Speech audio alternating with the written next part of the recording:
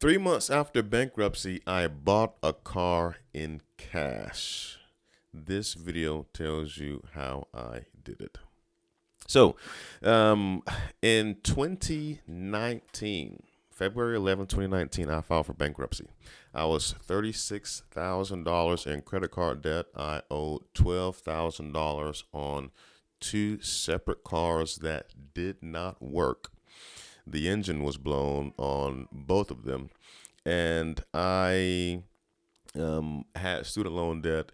I was making roughly $20 an hour at a part-time gig, spinning signs for Metro PCS, and I had no money in the bank.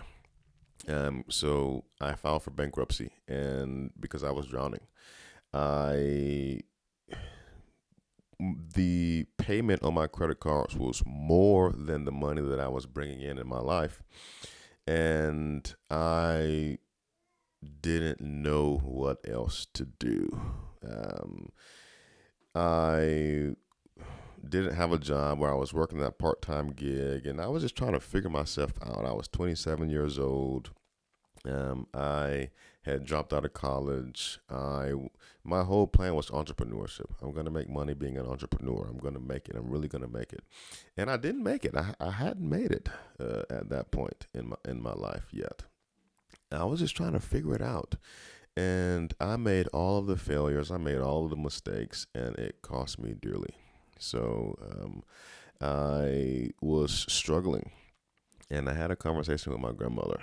And she told me, she said, "Son,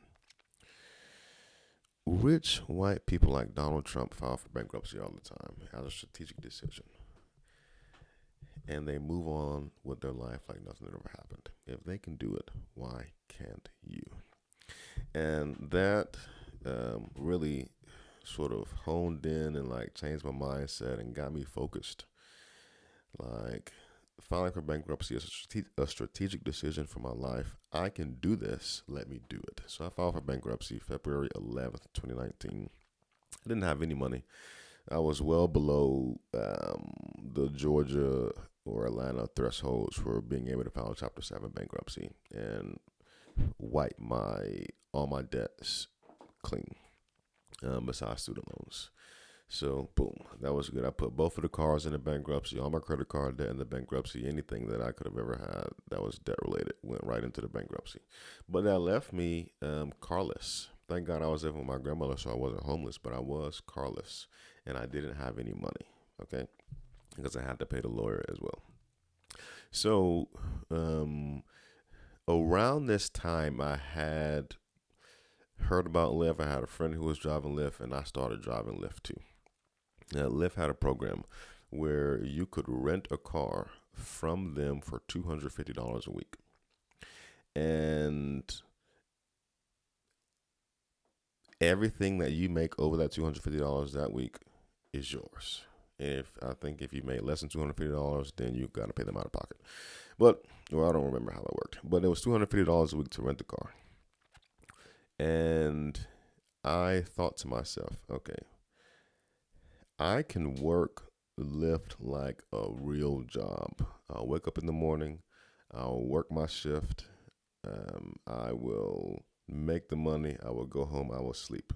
And I really just need to get back on my feet. So I need to stack some cash, I need to keep my expenses low so I can make all my money. Okay?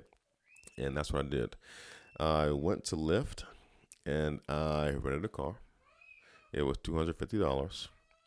And from there, I was able to. I woke up every morning at 3:30, living with my grandmother's house. At 3:30 in the morning, I'd wake up, and then I'd work from 3:30 to about 7:30 ish in the morning. So because I was the morning rush, I would get the people going to work, and I would take people that are students who are going to school in the Atlanta area. And super early in the morning, I might catch somebody who's going to the airport. But I didn't, like some people, especially in Atlanta, they would like sit at the airport so that they can get rides. I didn't want to do that. I woke up in my bed and I turned the Lyft app on while I was in my bed, and I really just waited until I got a notification that someone's requesting a ride. It usually happened within 7 minutes or so. Somebody will request a ride. And early that morning, that person will probably be 10, 15 minutes away because there's not many people who are up and driving Lyft at 3:30 in the morning. So I'd be driving 10 to 15 minutes, sometimes 20 minutes to go pick somebody up to take them somewhere. And that is how my morning started. And I did that every single morning, 7 days a week. And in a typical 4 hour morning, I could make about $100, anywhere from 75 on the low end to about $100 every single morning. And then when I would drive in the evening, I would start again around 2:30 in the afternoon, and I would drive to about 6:30. Um, and I would pick people who I would pick them up from school, take them home.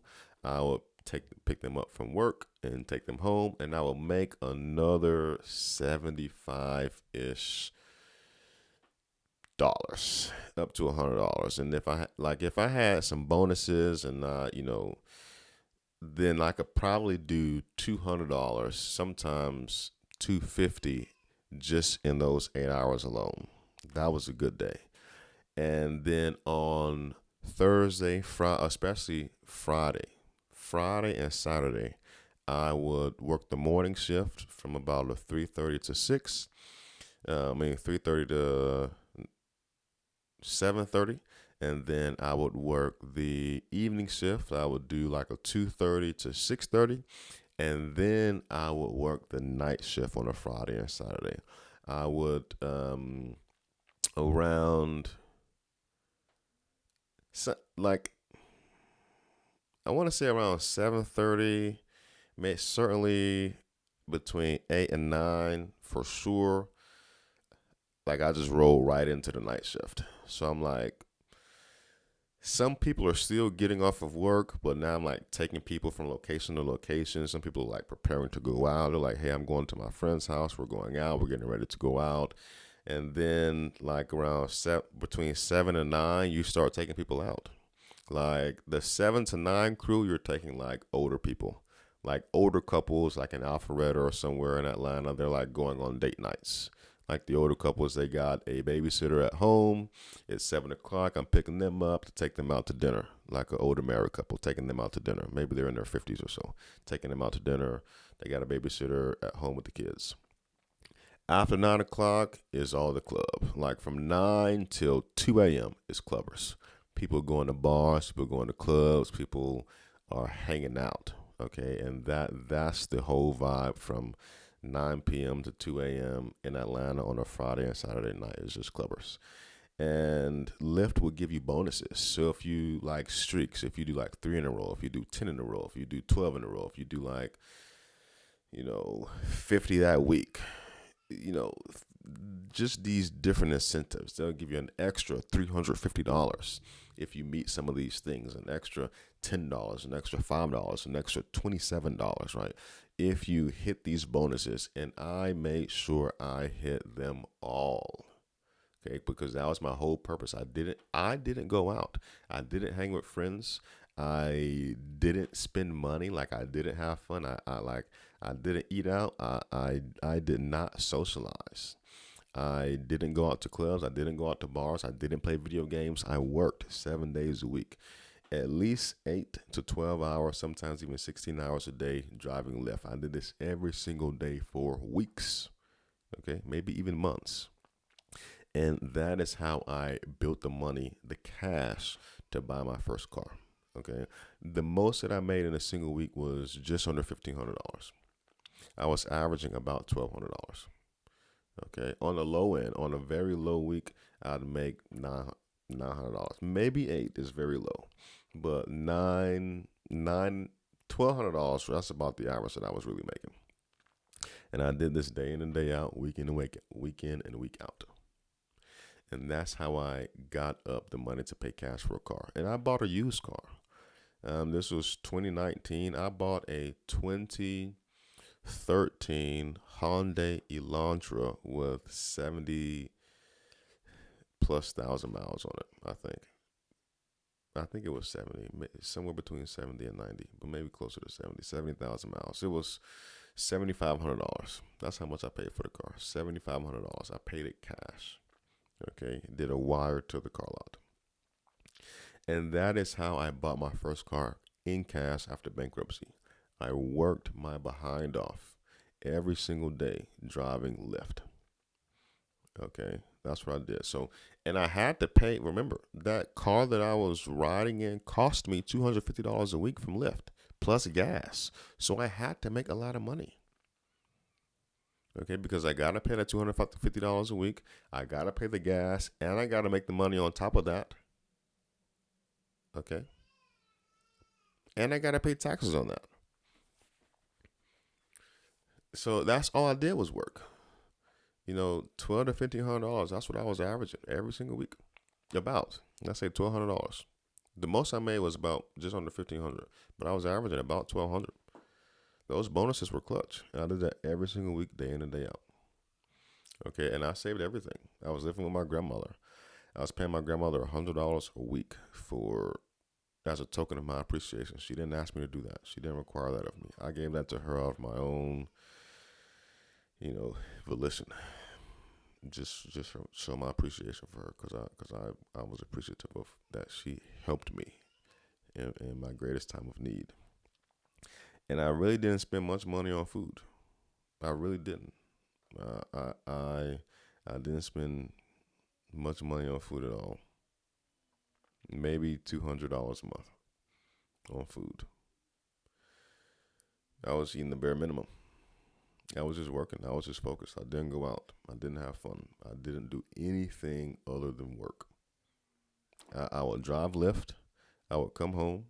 I would talk to my grandma.